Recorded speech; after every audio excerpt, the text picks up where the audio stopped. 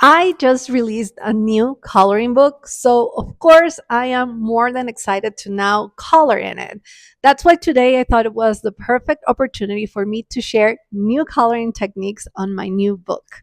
Okay, so even though on my last fully colored book flip through, I was going on and on about regretting not coloring it in order, I'm going to skip around on this book too because I have a lot of coloring techniques I really want to try, and I want to try most of them on specific pages. So, right now, I'm going to skip through all of the first pages of my book to go to the first fully illustrated page where I want to try this viral effect that I've seen literally everywhere, the bokeh effect. I honestly had to look up what this word meant, even though my daughter, who by now has a better English vocabulary and pronunciation than I do, explained to me that it was a lighting effect. I did look it up, and what I found out is that this word refers to the aesthetic, soft focus quality of the blurred parts of an image, particularly in the background. The term comes from the Japanese word for haze or blur, and it's used in photography to create a shallow depth of field that makes the subject stand out. So,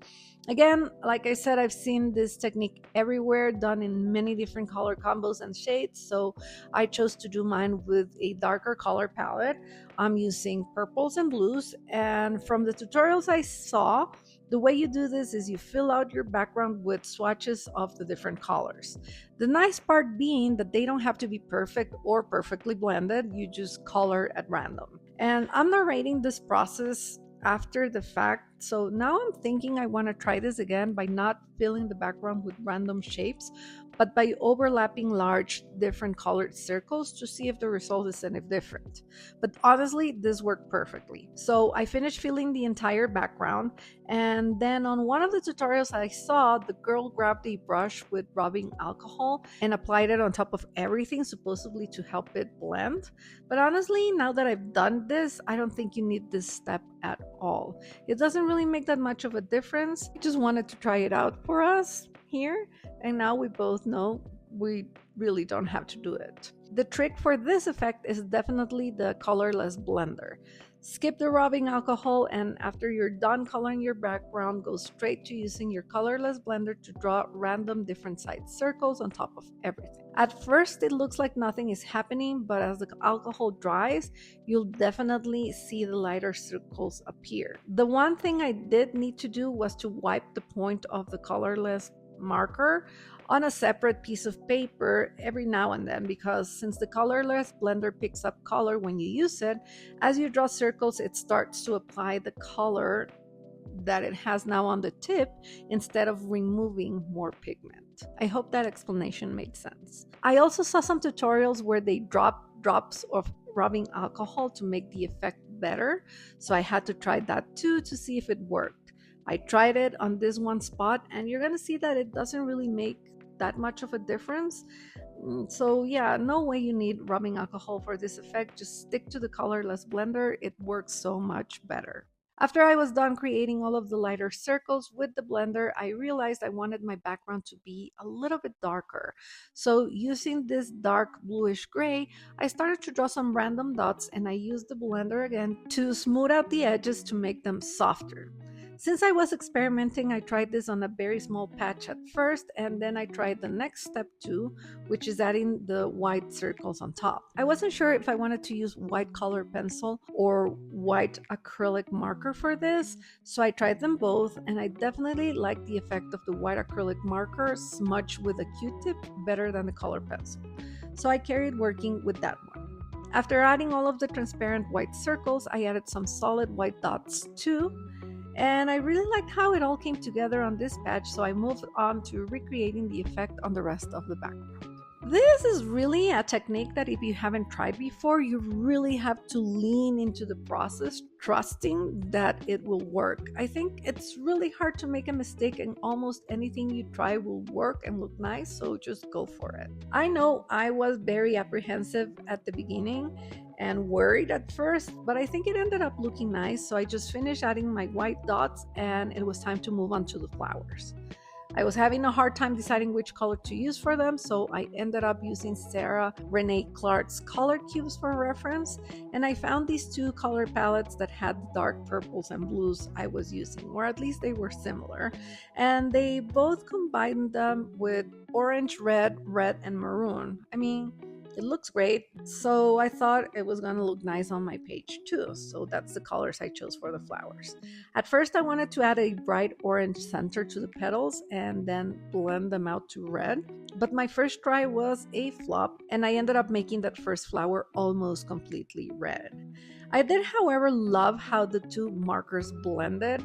It was perfect, seamless, and really easy to do.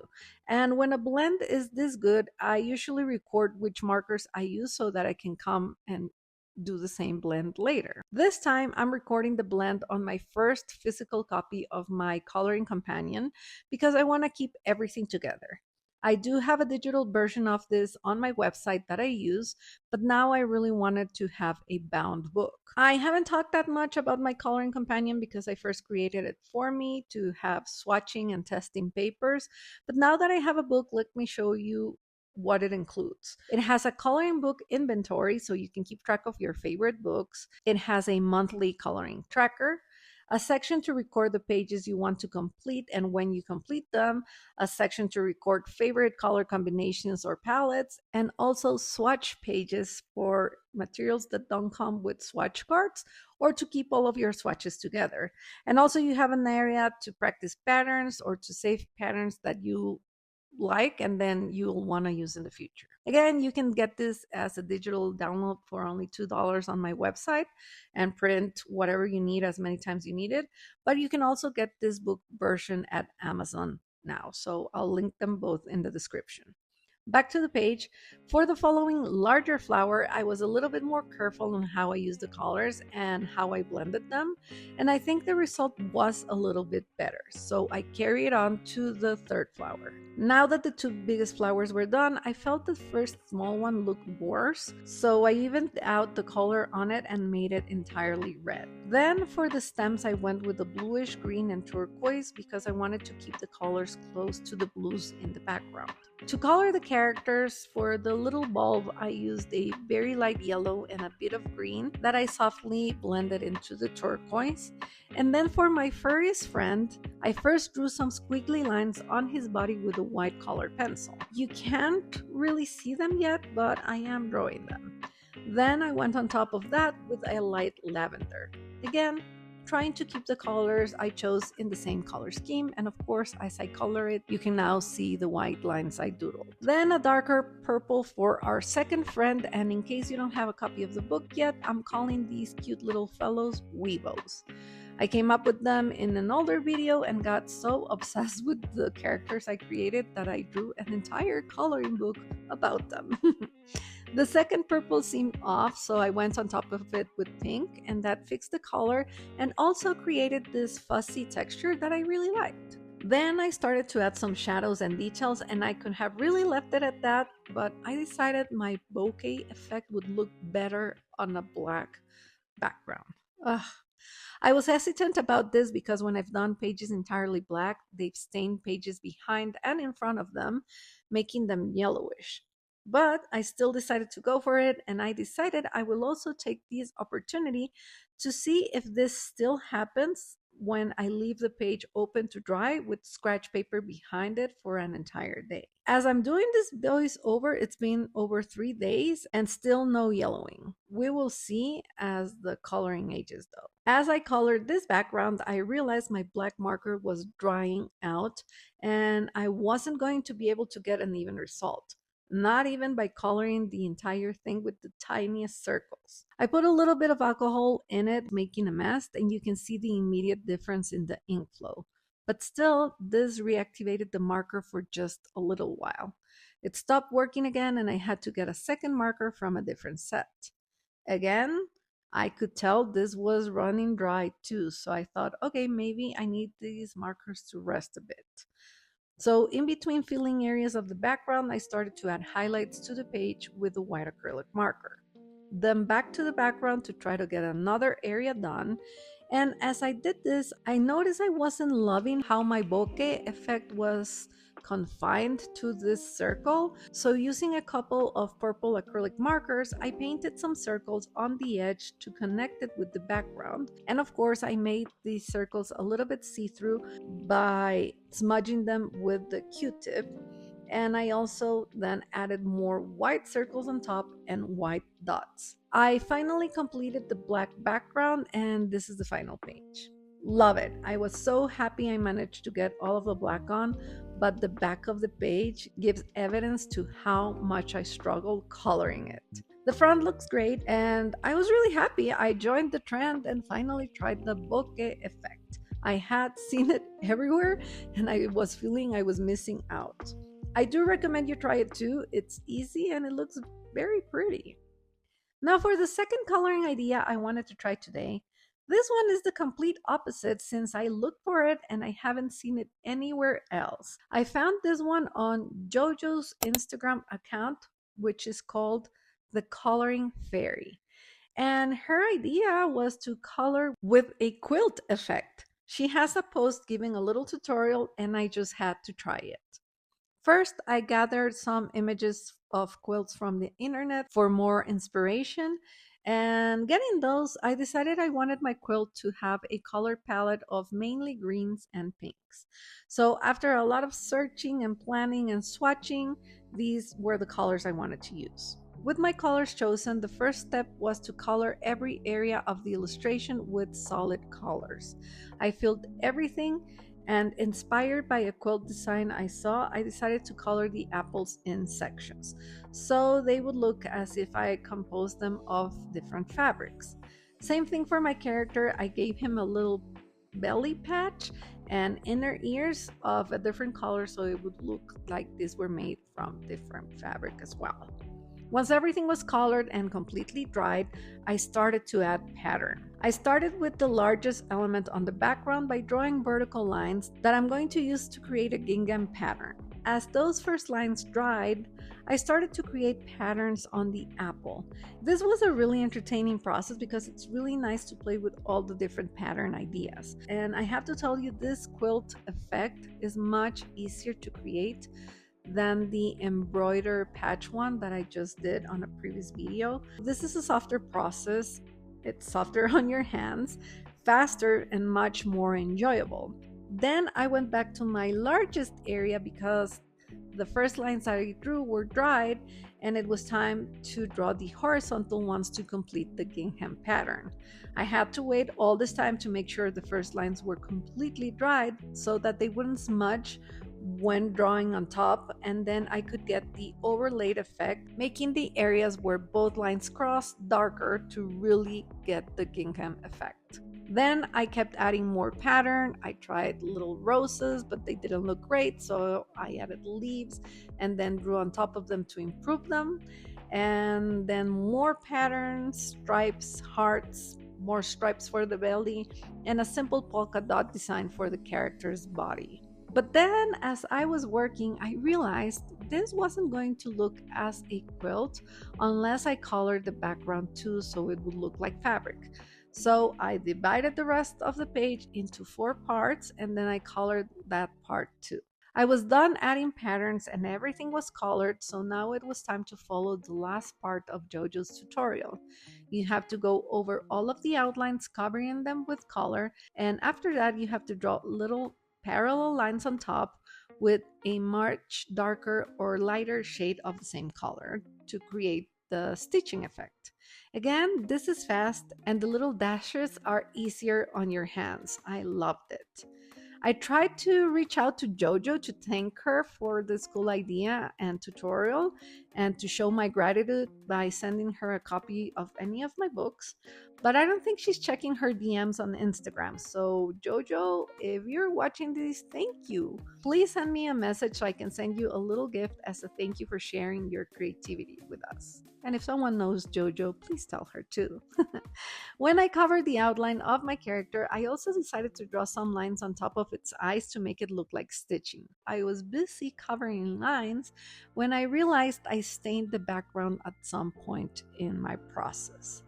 Now I had to fix that, and the only solution I could think of was to create pattern on the background pieces as well, which honestly I wasn't planning on doing. I wasn't planning on spending more time doing pattern, but now I had to, so I wanted to keep things simple.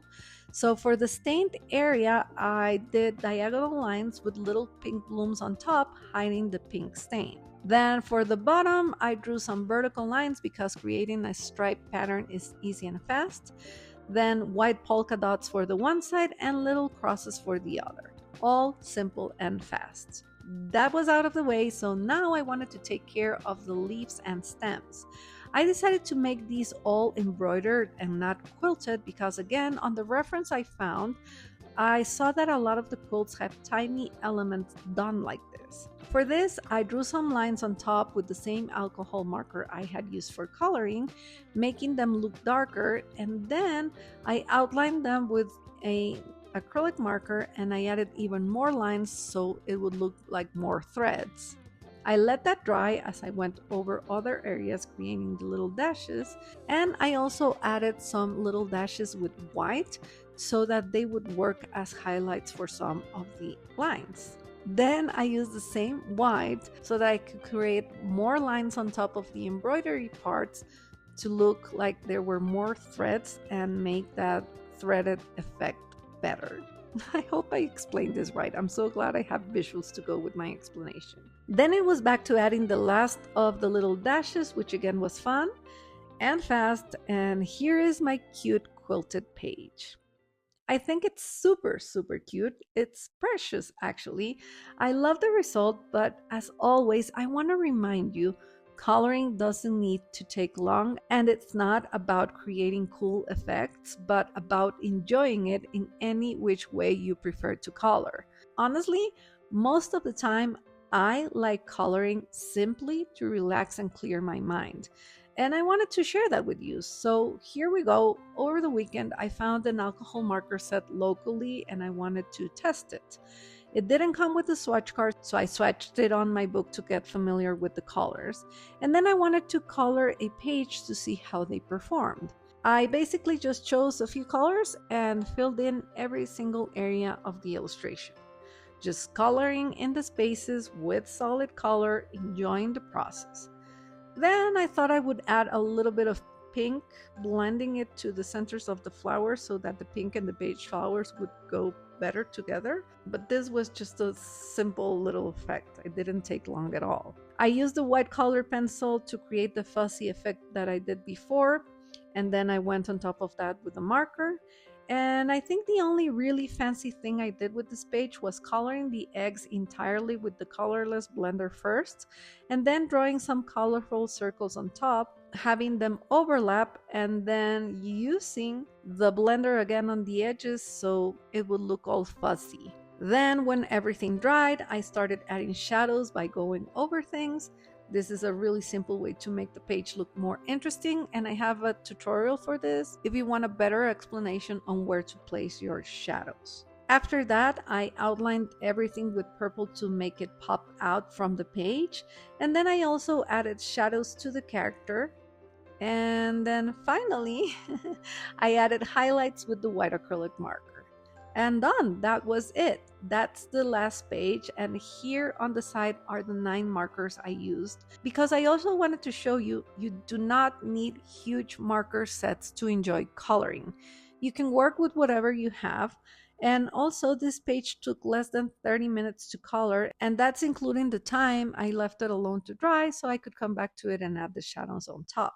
And I want to share with you that those were 30 amazing minutes where I enjoyed every second I had, no stress, and it was amazing. So please remember what you want to get out of your coloring session.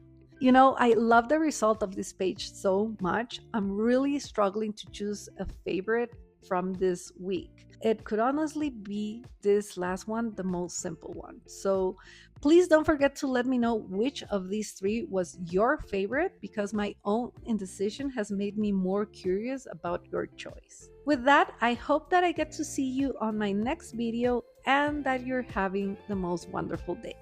Bye!